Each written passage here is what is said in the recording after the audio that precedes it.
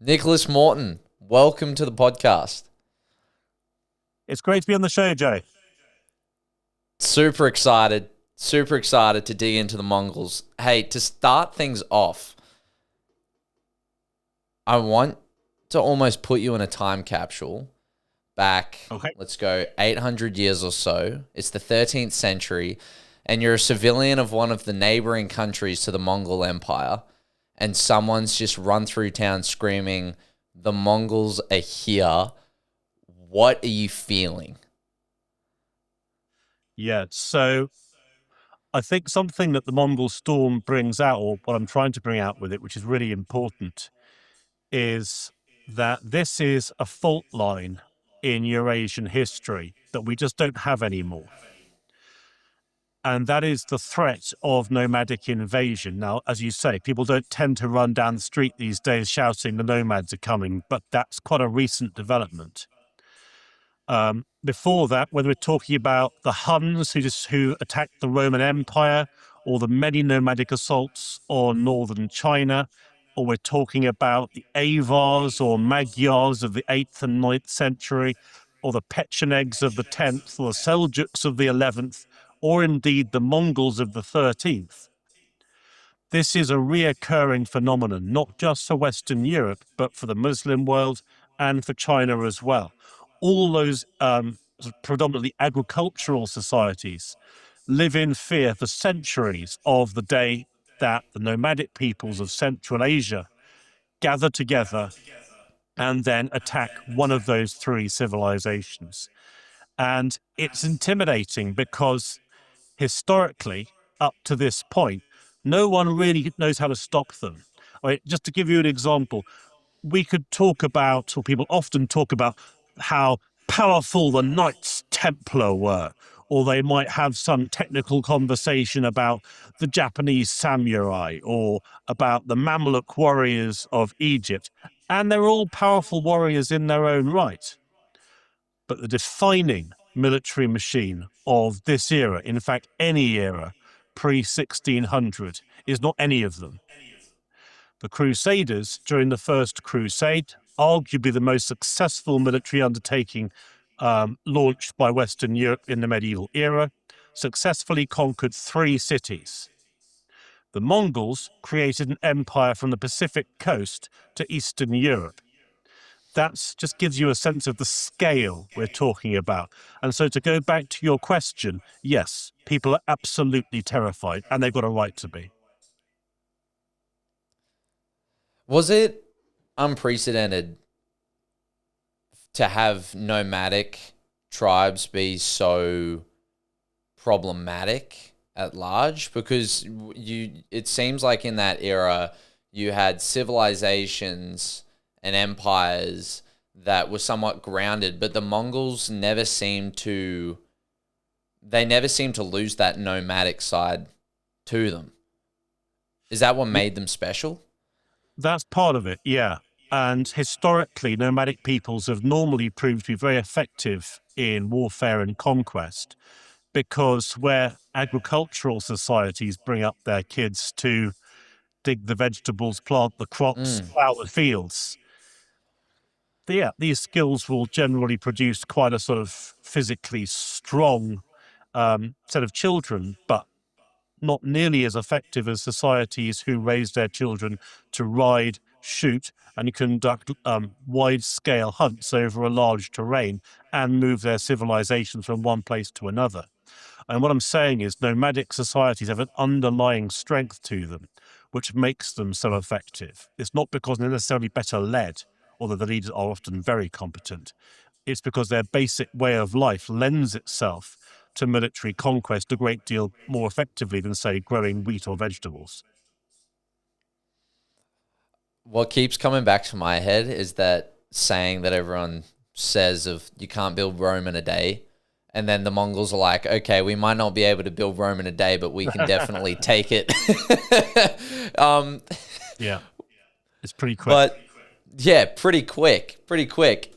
Without turning this into a biography, I think it would be impossible to get a full understanding of who the Mongols were without first understanding the the man, the myth, and the legend, Temujin, Genghis Khan. Yeah. Who's he? Okay. So we're not quite sure when he was born, probably some point in the 1160s. But Temujin he's born into a very unpromising situation. His people, the Moal people, we would refer to them as the Mongols, have been defeated. They're under attack from various neighboring nomadic communities. And at an early stage in his life, Temujin loses his father, who's poisoned by a group of rivals. His own wife is kidnapped, and he's taken prisoner himself. And he's kept in a kang, which is basically a wooden contraption that's attached to your neck. So it makes it impossible to lie down, sit down, or do the basic sort of things of life. And so it's a torture device, really. And he goes through all of this as a very young man. And I think what makes Temujin's life interesting is we're looking here at the origins of Genghis Khan. He does eventually escape from his kang, from his captors. He begins to put together groups of followers. He's not always successful. In 1187, he's defeated very badly, but he comes back and he keeps on going. And he starts to score big victories in the early 13th century until in 1206, he adopts the title Chinggis Khan, which means hard or firm ruler. And by this point, his power is starting to snowball, and he will carry on his wars of invasion, whether into Central Asia or northern China, until his death in, I think it's 1257. But for me, the thing that makes Genghis Khan so interesting is his origins. Because if you look at any political system, including our own, you've got to ask yourself, what kind of leader does that environment create? And you can do this kind of analysis to literally any leader. So if you think about the nature of your own government in your own country, the pressures on that government, the pressures that the press create, the pressures that the culture around that government creates, the pressure of international relations or economics. Once you put those pressures together, you can start to see why certain people rise to the fore and some people don't. It's hard to believe, for example, that someone like Genghis Khan would rise to prominence, say, in the Australian or United Kingdom system of government, because the environment's just not there to enable someone like Genghis Khan to rise to the fore. That's not to say that everyone who rises to the fore in these systems is always the best choice. But Right. the nature of the environment, it's a question I often ask at university. It's a question I often ask. Look at your leaders, or look at the people who have been given leadership responsibility. Are they people who have achieved that, or have achieved that because of their own personal qualities, whether because they're virtuous, or because they're ruthless, or because they've cynically manipulated the media, or because they've won some great achievement? Good reasons or bad? Is it because of their own qualities that they've achieved prominence? Or is it in fact that the environment around them has enabled someone like that to rise? And the answer nearly always is it's a bit of a mixture. But I think with Genghis Khan, you can see that someone who's suffered that number of traumatic setbacks at an early point in his life, you're either going to collapse entirely or you're going to push back really hard. It's really funny you say that, because I just had an awesome podcast with a historian on Vlad Dracula.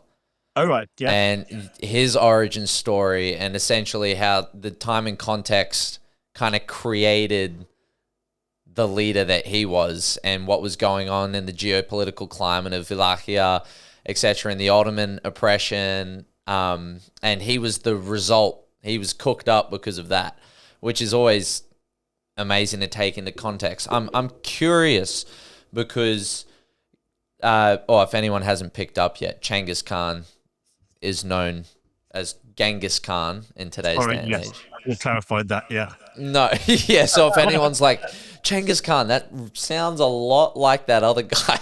Yeah. Same guy. But when you've got Mongolia as a nomadic place with a lot of competing tribes at the time, what was the step from Genghis Khan becoming the one and only ruler to then essentially centralize power and then create the empire? How did he bring everyone together? And what sort of policies did he enact that was somewhat revolutionary for its time? Yeah, so I mean, it's pretty brutal. Essentially, he wages a series of military campaigns, always or nearly always focusing on his most proximate threats. So whoever he feels most threatened by, he will attack them. And he normally wins. He doesn't always, but normally he does. But of course, there is a sort of snowball effect here that once you've won one battle, people start looking at you as if, you're someone to watch. When you've won six, then they may well be looking to offer to hand themselves over to you or looking to form an alliance with you because they know they're not going to win. So why bother taking the field against someone like that when you could just be on their side and enjoy a bit of the spin-offs of victory? So it's a mixture, defeating his opponents, invading neighboring territories, whether that's northern China or other areas of Central Asia, but also there are other peoples who are starting to look to align with the Mongols. And this feeds into what becomes the Mongols' standard diplomatic policy. If you're the leader of a neighboring civilization to the Mongols in time, you'll be given two choices. Mongol emissaries will arrive, and your choices are as follows. You can submit to the Mongol Empire voluntarily and without any resistance. If you do that, you'll be expected to acknowledge two things.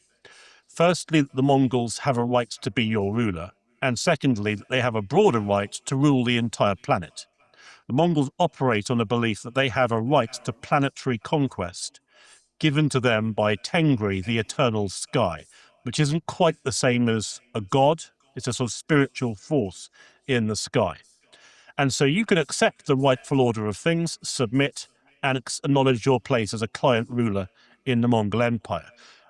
You might have to accept a Mongol garrison. You'll certainly have to pay taxes and tribute to the Mongols, but you won't be invaded. Or your second option is you can choose to not acknowledge the truth and the rightful reality that the Mongols have a right to rule you and the entire planet, in which case you're on the wrong side of history, in which case expect imminent invasion with pretty much no mercy being shown. And so this is the nature of the Mongol machine of conquest, and those are your choices. But why wouldn't the Mongols want their future or their neighbors simply to hand themselves over? I don't think I've ever come across a conqueror that doesn't like the idea of people simply handing themselves over and submitting unfought. But if you don't, well, ... How did they go about making sure that the assimilation, when they'd overtake a group of people or a civilization, that they made sure that they assimilated happily instead of, because you can take over a group of people and you can keep them around for so long, but it makes it the friction that builds if they don't want to assimilate, it makes it harder to control. So how did the Mongols make sure that they were happy to comply? Sure. Well, if you've been conquered by the Mongols, your compliance is no longer a question in your own hands. But yeah, so if the Mongols defeat a civilization, what they will do is they will round up all the aristocratic families from that civilization, and they will take all the men and they will measure them against the wagon hub, which is basically to say that anyone who is taller than the boss of a wagon wheel will be executed. And a wagon wheel is about 2 foot off the ground. So basically, anyone who isn't simply sort of within the first couple of years of life will be executed. It's not always the case, but early on it's often the case. And the point is, if you want to assimilate a society, you kill off its leaders and kill off the memory of those leaders. As for leading women from that civilization, Genghis Khan, Chinggis Khan often married the princesses or a princess from many of the civilizations he conquered, or whoever is of that equivalent rank, so that, again, they become a symbol of their own people's subjugation. As for the rank and file, if the Mongols like your warriors, and that's a big if, there's no guarantee there, then they will expect you to join the Mongol Empire as Mongols. So if you are one of those warriors from a conquered civilization, you cut your hair from now on, like the Mongols. You wear clothes like the Mongols. You speak the languages spoken by the Mongol people. And you'll be filtered into a military system. Now, the Mongols have quite an advanced military structure, whereby it's called a decimal system. You have units of 10, companies of 100, battalions of 1,000, and regiments or tumens, as they're known, of 10,000. And so you would be placed, if you were a conquered soldier and the Mongols liked you, you'd be placed in one of the units of 10. And you might be thinking, well, why on earth would I want to fight for the Mongols, particularly if they've conquered my civilization? Well, the answer to that is quite simple. If you don't fight for the Mongols, the other 9 members of your unit will be executed if you desert or refuse to fight. And if your entire unit deserts or refuses to fight, the company of 100 will be executed. And so the bottom line is this: you're going to fight for the Mongols. And it doesn't really matter whether you like it, of course. The Mongols will probably prefer it if you're happy with it. But if you're not, that's fine. You're still going to have to do the same thing anyway. So when the Mongols would take over a group or a civilization, if you could provide some sort of level of utility and you weren't a threat, and or if you were somewhat innovative, like with the Mongols, I imagine they were adopting a lot of the technologies that they'd come across as well. Yeah. And again, this happens all the time. The Mongols are tremendously effective learners, and they're very alive to any technologies or approaches that they haven't currently got. So when they invade northern China, for example, they recognize that they just don't have the capacity in siege warfare that the Chinese do, and still win their campaigns. But they recognize they're weak in that area. So they begin to enroll huge numbers of Chinese siege engineers so that in future they'll create siege weapons for them. And in fact, it seems as if the Mongols in later years are actually responsible for the transportation and spread of gunpowder technology. It's a Chinese invention originally, but it's in the sort of the mid 30th century, it begins to spread outside China. It seems very likely it's the Mongols who are spreading it. And the Mongols are interested in this. When they get to, say, Syria, that's the zone that's been contested between the Crusader states and the Ayyubid Empire, that's Saladin's heirs. They recognize the effectiveness of what are called counterweight trebuchets, basically siege catapults. And so they work out these siege catapults actually have a great deal of use. And so they send engineers capable of building these catapults back to China, where they will ultimately, towards the end of the 13th century, play a role in the final overthrow of Song dynasty China. So the Mongols are constantly learning and picking things up. When they conquer a city, and if they don't want to enroll the populace into their army, what they will do is they'll go through the population first. They'll line the entire urban population up outside the walls, and they'll interview everyone to find out what they do. And sometimes they'll want to know how effective you are at what you do. What do you do? I'm a farmer. What do you do? I'm a goldsmith. What do you do? I'm a metal worker. They'll find what everyone does. And if they have a use for what you do and they see a value in it, you will be spared.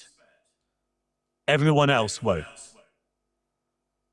I'm whatever you need me to be. Please don't take my life. Yeah. When the Mongols say, what do you do? It's probably effective to respond to that saying, well, what do you need? What what do you need? Yeah. Yeah. No, reverse. Yeah. it's pretty grim. Yeah. Oh my word. Our times have changed. So all right, so they've taken over, they've brought a bunch of people in who can provide a lot of utility to the expansion of the Mongol Empire. Where are these people in terms of classes? Are they seen as kind of slave scum, or are they just as eligible to work in the meritocracy of the Mongol Empire? It's difficult to say. It's a good question. It is difficult to say. Everyone in the Mongol Empire is required to acknowledge the Mongols' right to rule and the fact that what they do is enabled by the eternal skies Tengri. That there's no discussion on that. That has to be acknowledged. If you are a warrior fighting for the Mongols, if you've been enrolled in the Mongol army, you therefore form part of the fighting classes. That would put you at an elite level, certainly a high level. As for everyone else, yeah, you are set your value, the way in which you are measured in terms of your usefulness and your value is basically down to what you can provide to the Mongol Empire. But there are some interesting side effects to this. The Mongols, for example, aren't particularly interested in religious divisions. So they conquer a huge empire populated by, let's see, Buddhists, Taoists, Muslims, Christians of various communities, Jews, among others, and lots of different religions in the Mongol Empire. And the Mongols treat them all equally, which is something that doesn't pass unnoticed at this time. People are very interested in that. It's not something that's very common. But in a sense, they're equal, but they are equal in their subjugation to the Mongol Empire. It's not as if everyone in the empire is equal. They all have to equally acknowledge the Mongol right to rule.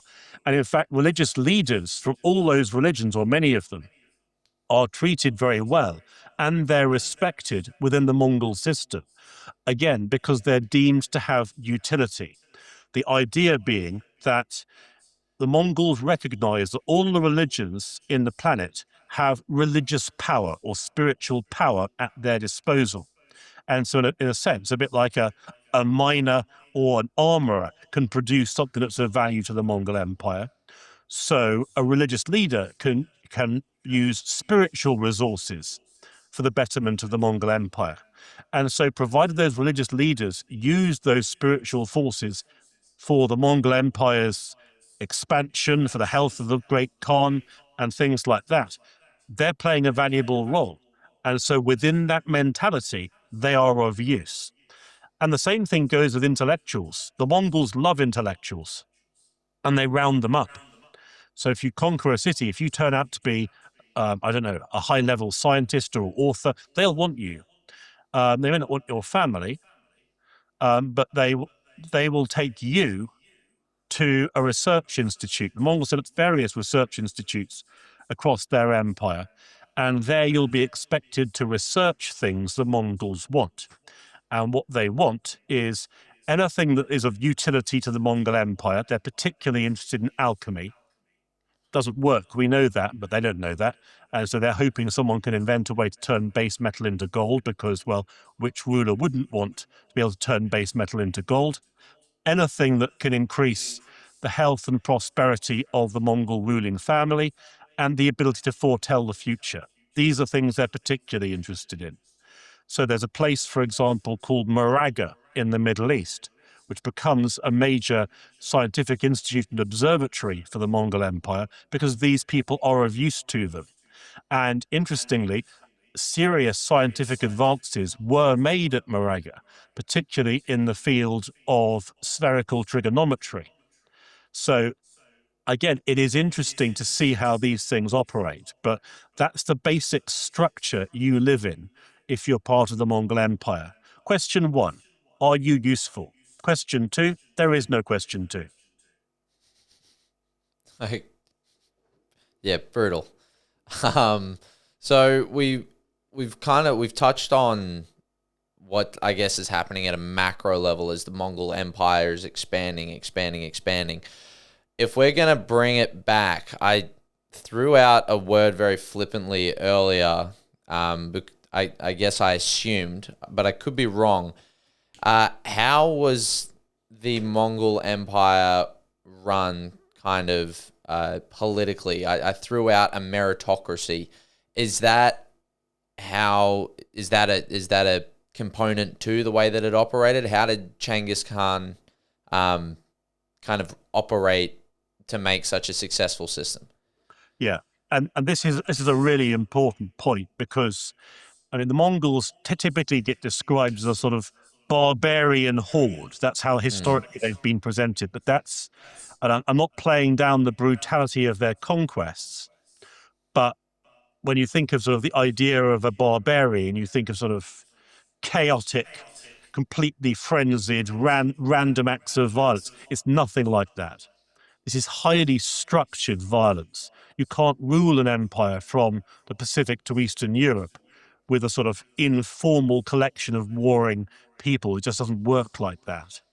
So what Genghis Khan does is he has a personal guard, and that personal guard grows to become 10,000 strong.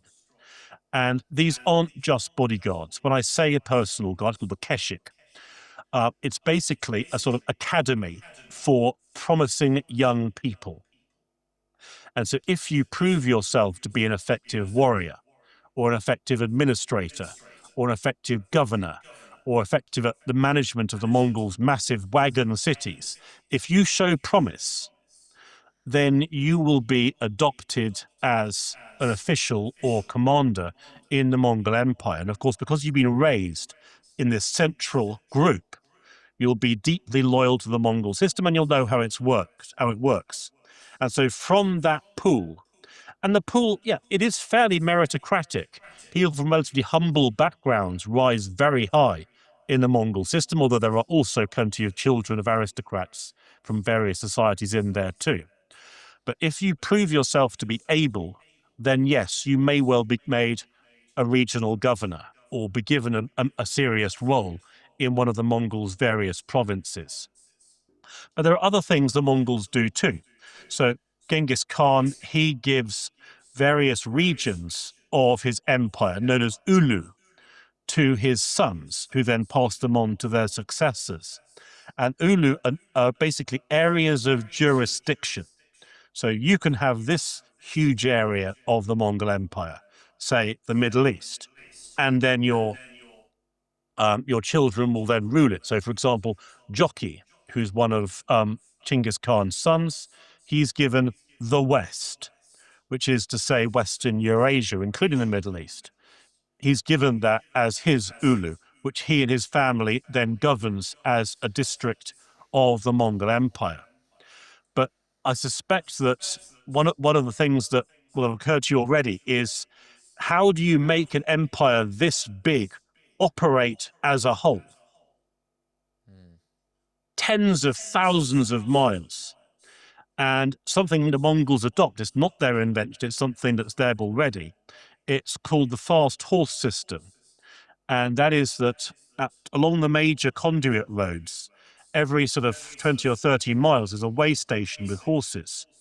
So if a messenger has to get from, say, I don't know, let's say somewhere in northern Syria to the Mongol capital of Karakorum in Mongolia with an important message, that messenger will gallop off on a horse for 20 miles. After 20 miles, that horse is blown. That horse needs to rest. That's fine. You get a new horse at the way station, gallop that new horse 20 miles, and then you change horses again.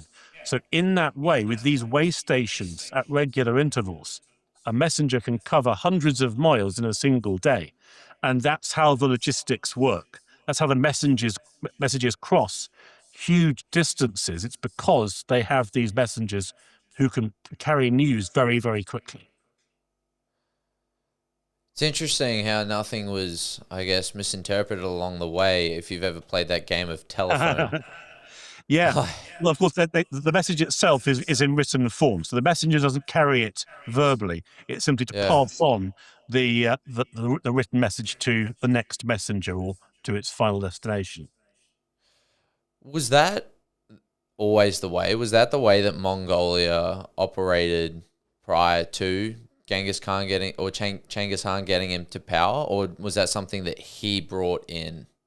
Yeah, it's like so many things. It's something he adopted. So he realized it was of use and then adopted it. And you see this all the time across the history of the Mongol Empire. So several decades after Genghis Khan's death, for example, the Mongols realized the value of paper money.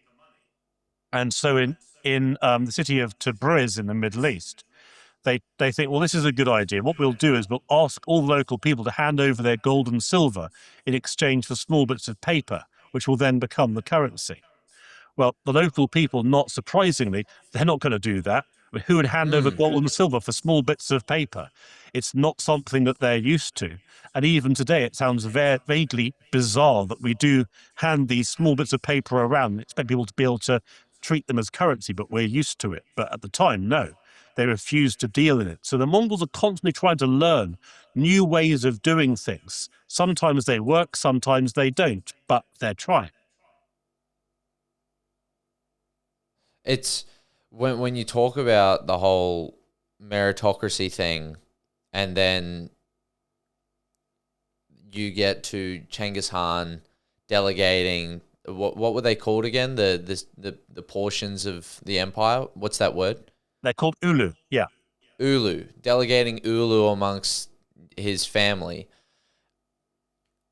Like, what a genius, because he pretty much he created a system that allowed anyone to rise up and achieve certain level of status based on the effort that they put in, which would get them to be loyal to him, but also avoiding any sort of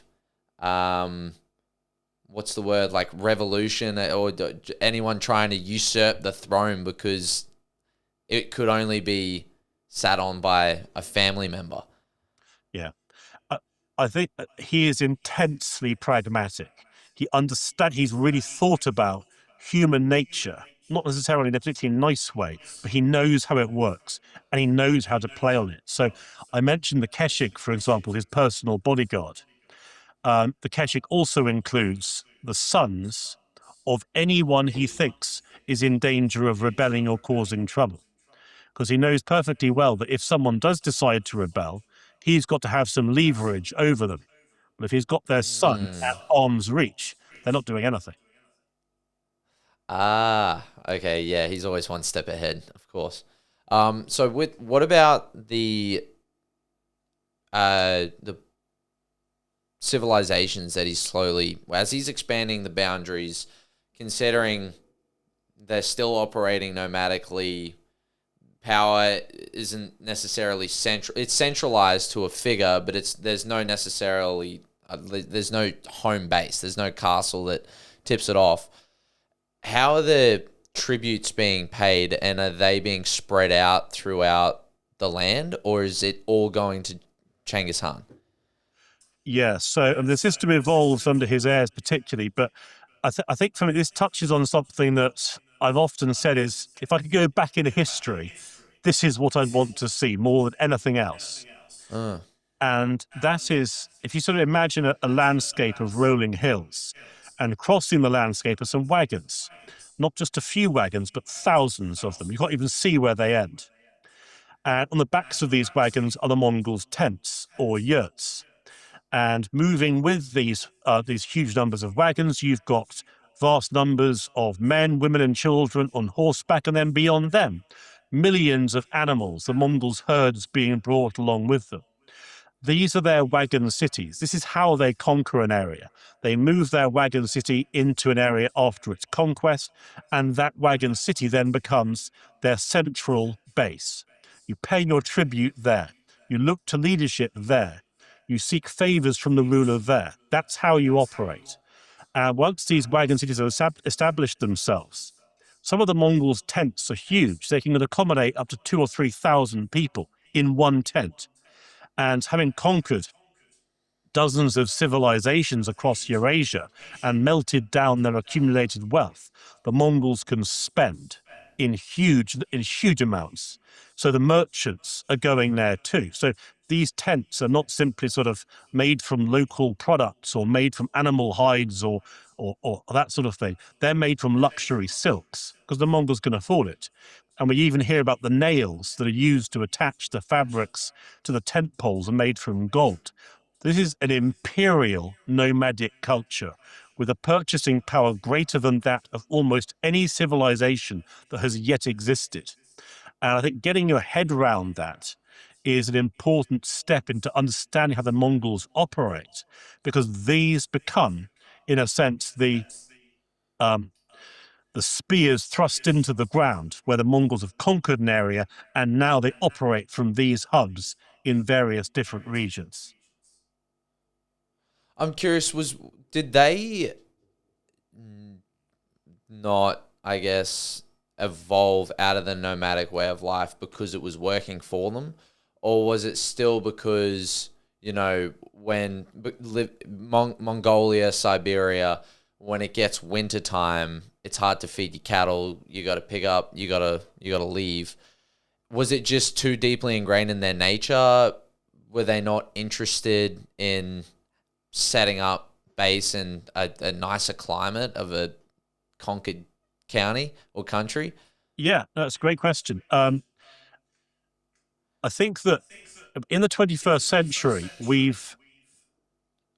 nomadic culture isn't really a thing nearly like the same kind of way it used to be, say, in Eurasia. Most civilizations now are static in the sense that we're talking about towns and cities and roads and fields and things like that. But at the time of Genghis Khan, it seems perfectly obvious, I think, to the Mongols themselves that theirs is the superior civilization and superior way of life. It should be agricultural societies that are gravitating towards a nomadic way of life, not the other way around. And they have all the advantages that they need from the agricultural civilizations under their control. They can get all the crops they want because the peoples under their control grow them. They can get all the tax benefits from having cities, whilst only stationing a few governors there, whilst continuing their own way of life. So for them, this seems to be a sort of superior way of life in their own view. But there are changes over time because the Mongols move in the course of the year from their winter to their summer grazing grounds. And over time, say in the Middle East, their various grazing grounds begin to acquire palaces and permanent structures. So rather than moving from tent city to tent city, their leaders at least move from palace to palace. They're still bringing their herds with them and they're still conducting their fundamental way of life. But there is a sort of evolutionary shift. And in China, the Mongols begin to build cities. And so there too, the nomadic way of life does merge with more sort of traditional Chinese agricultural society as well. But the nomadic element's almost there. And I think just to sort of mix things up a bit, one of the things I've noticed about Mongol civilization, in fact, and I've written 2 big books about these kinds of things. The Mongol Storm you've mentioned is my history of the Mongol invasions. Phenomenal. So good. Thank you. I've just published a second book called The Crusader Storm, which among the various topics it covers looks at the Seljuk Turkish nomadic invasions into the Middle East. So I spent a lot of time looking at nomadic and agricultural civilizations and how they mix and merge and the hybrids they form. And my conclusion, or one of the patterns I've noticed, it's not always true, but it often is. Nomadic societies survive better, particularly in a chaotic landscape. So if there's a huge amount of disturbance and warfare, civil war, invasion, and the norms of life have evaporated, the nomads often survive better. And in fact, one of the things I often comment on is just, well, heaven forfend this should ever happen. But if we should ever find ourselves living in a post-apocalyptic landscape, once the zombies have taken over or once there's or any of those nightmare scenarios happened, if I was one of the handful of survivors, and we often play the narrative, if I survived an apocalypse, what would I do? If you look at the various TV series and films people create about these things, they nearly always do one thing. Eventually, they start growing vegetables. It's not the most glamorous part of the films and TV series that you see, but they nearly always create a settlement and then start digging in the ground, because that's what most agricultural societies instinctively do. But if it were me in a post-apocalyptic landscape, I wouldn't do that at all. I would adopt a nomadic way of life. I can get away from trouble faster. I bring my food with me. First hint of trouble, I'm gone. Agricultural societies don't have that kind of advantage. And in that kind of chaotic landscape, I've always thought nomadic societies survive better. Because it comes back to what we were talking about at the start in terms of, well, my initial question about the whole nomadic way of life being, well, no, at least the way that the Mongols made the nomadic way of life into an empire, a successful empire, being somewhat unprecedented. Because we do have those TV shows, Survivor, Alone, and you see the people and you see how long they last and what they're trying to eat, all these sorts of things. It does make you wonder if you are that sort of person. It makes sense to get back to the basics. Once the and tin food runs out, yeah. Yeah, to be able to adjust and change to survive. So what's crazy, though, is when you're talking about or you're learning about history, generally it's topics in isolation. You'll learn about the Crusades, you'll learn about the Assassins, you'll learn about the Mongol Empire, you'll learn about Romania's awesome history. You'll learn about these things in isolation. But the more conversations I'm having, it seems like the more the puzzles are starting to fit together, because so many of these stories are coinciding, like they're happening at the same time. And while the Mongols were doing their thing across the border, you had the most famous religious conflict ever of the Templars and the Assassins, the Crusaders, the Muslims. Taking a step outside of the Mongol Empire, what's a brief summary of the geopolitical climate outside that the Mongol Empire ended up stepping into? Sure. So just to focus on the Middle East, for example, the Middle East on the eve of the Mongol invasion it's what's left from a previous nomadic invasion, because 200 years before the Mongols invaded, you have the invasions of the Seljuk Turks, and they're not dissimilar to the Mongols. In fact, one of the travelers who went to visit the Mongols said the way you can tell the difference between a Mongol and a Turk is the Turks do up their robes on one side and the Mongols do their robes up on the other. And that's how similar they are. Wow. So the Seljuk Turks invaded the Middle East a little after the year 1000 and created a big empire called the Seljuk Turkish Empire, which gradually fell apart and fragmented until by the time you get to the Mongol invasions, most of the region is ruled by the descendants of Seljuk governors. And so you have the Khwarezmians, descendants of Seljuk governors in Persia. You have the Anatolian Seljuks in modern-day Turkey, and they're the descendants of an offshoot of the Seljuk Empire. And in Syria, the Jazeera being the region between the Euphrates and Tigris rivers, and Egypt, you have the Ayyubid Empire. And the Ayyubid Empire is Saladin's empire, now ruled by his heirs. And the Ayyubids, although they were of Kurdish background rather than Turkish background, they too have roots going back to a former governor of the Seljuk Empire. So all these various Seljuk governors rule most of the Middle East. And then is a slither along the coast. You have what's left of the Crusader states that are clinging on to a few coastal cities. That's the Middle East. You've got various other powers too. You've got what's left of the Byzantine Empire. You have the Abbasid Caliphate around Baghdad. And in the north, in the Caucasus, you have Greater Armenia and Georgia. But that's I the need map. a map. You need a map, yeah. Yeah, good timing. I need a map. But the basic powers are these former governors, or people who are linked to former governors of the Seljuk Empire.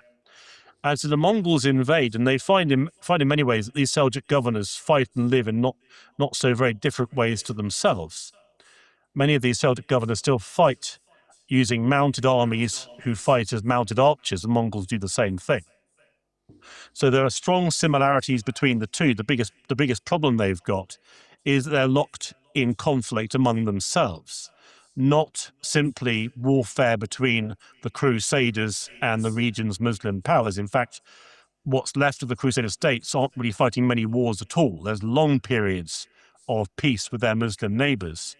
The biggest conflicts crisscrossing the Middle East are being fought out between these various powers, the Ayyubid Empire, the Seljuks in Anatolia, the Khwarezmians in Persia. They're fighting a whole series of wars amongst themselves, and indeed civil wars within their own empires.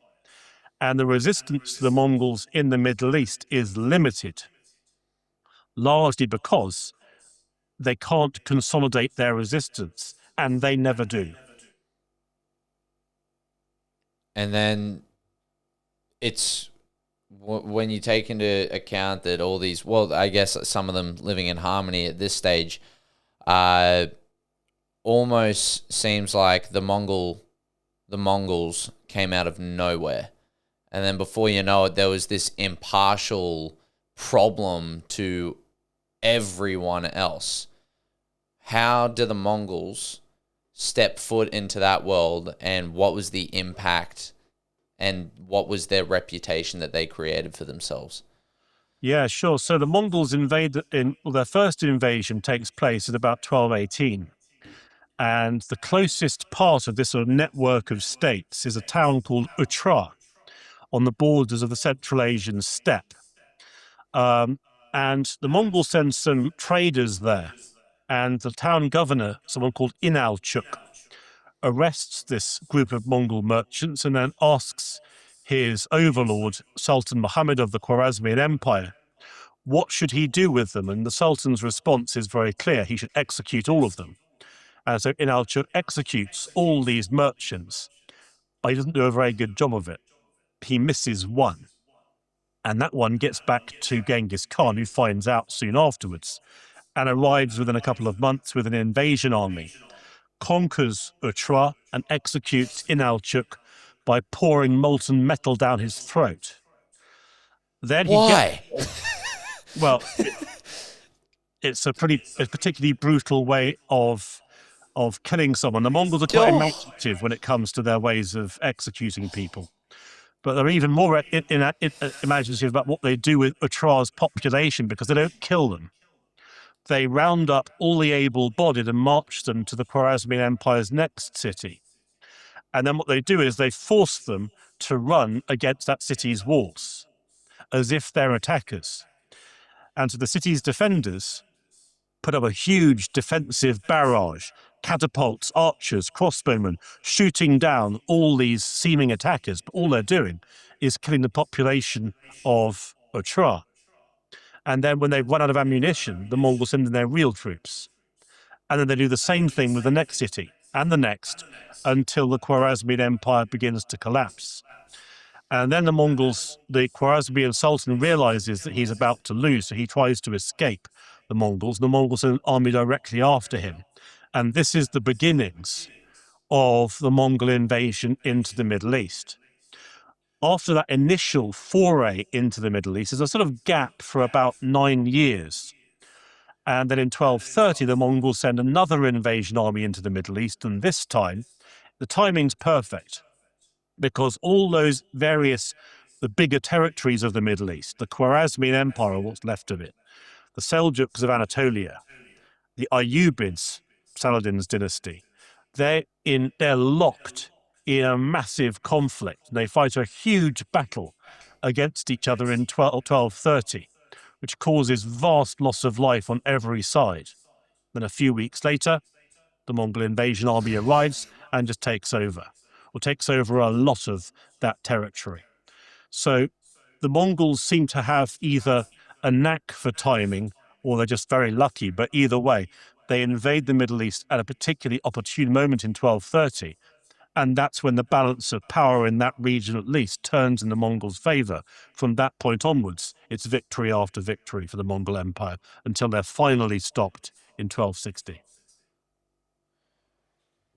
How did we get to that point? Sure. All right.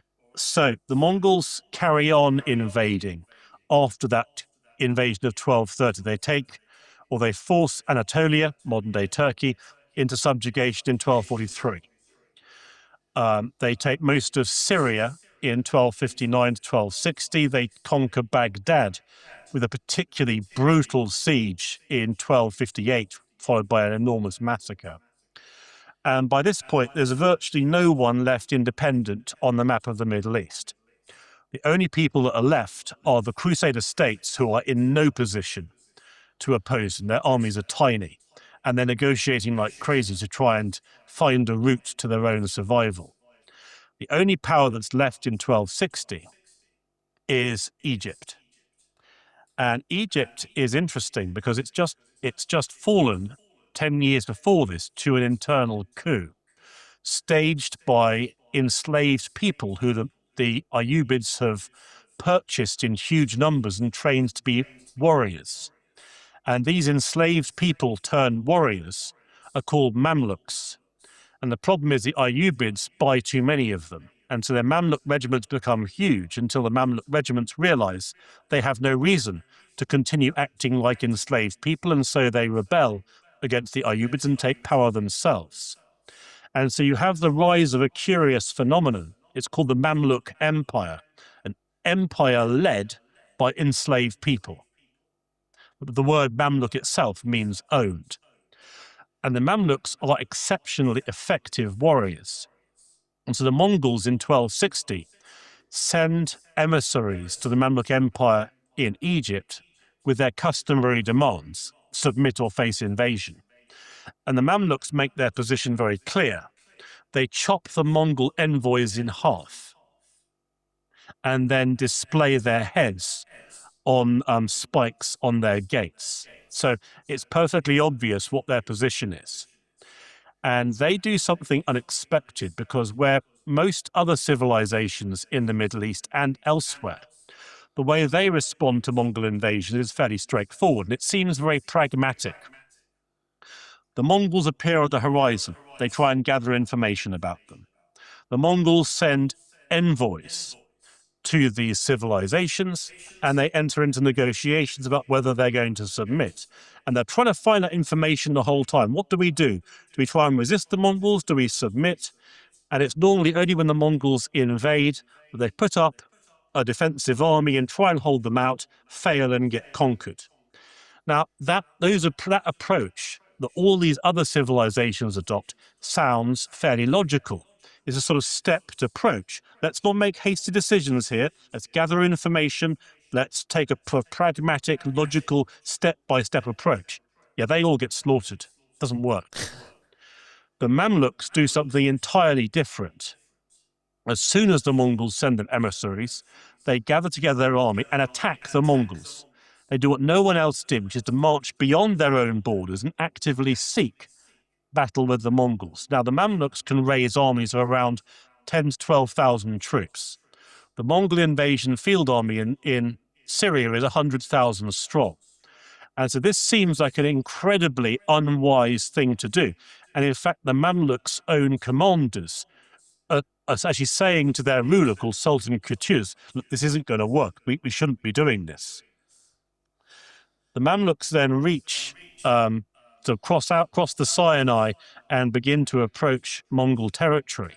They actually offer an alliance with the Crusaders, who refuse, I suspect because the Crusaders have no expectation the Mamluks are going to win. But it's interesting to see that there is no conceptual problem with the idea of a Muslim power and a Crusader power allying against the Mongols, because they can both see just how big a threat the Mongols are. Fortunately for the Mamluks, it works out for them, because the Mongol invasion army, most of it withdraws eastwards a few months before the Mamluks arrive, because they've heard the great Khan in Mongolia has died, and so they moved eastwards so they can play a role in, or be closer to, the conversations around who's going to succeed him. And so when the Mamluks reach Syria, they don't encounter the Mongols' main field army. They encounter a garrison instead, but they didn't know that. And they defeat that garrison at a battle called Ain Jalut. And this is a crucial victory for the Mongols in the Middle East, following which the Mamluks fortify the line of the Euphrates River to create a natural plus human-made boundary facing the Mongols. And they managed to hold that line for the next 6 decades against invasion after invasion. And that's what stops the Mongols in the Middle East.